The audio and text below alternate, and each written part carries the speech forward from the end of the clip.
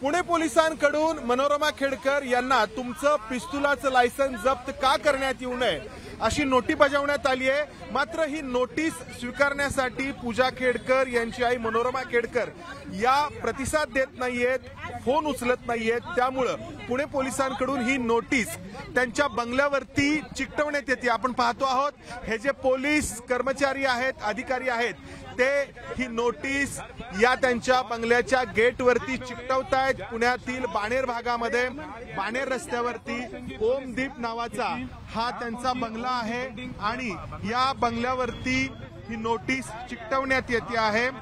पूजा खेडकर यांच्या नावावरती असलेल्या मुळशी तालुक्यातील जमिनीच्या वादातून त्यांची आई मनोरमा खेडकर यांनी स्थानिक शेतकऱ्यांना पिस्तुलाचा धाक दाखवून धमकावलं आणि त्यानंतर एबीपी माझानी ही बाब उघडकीस आणली।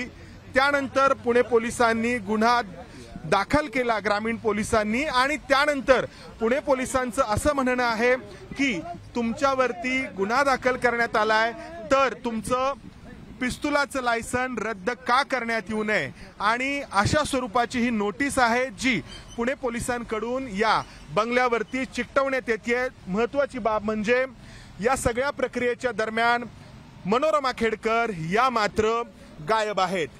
कॅमेरामन राजेश बिडकरसह मंदार गोंजारी, एबीपी माझा, पुणे। एबीपी माझा, उघडा डोळे बघा नीट।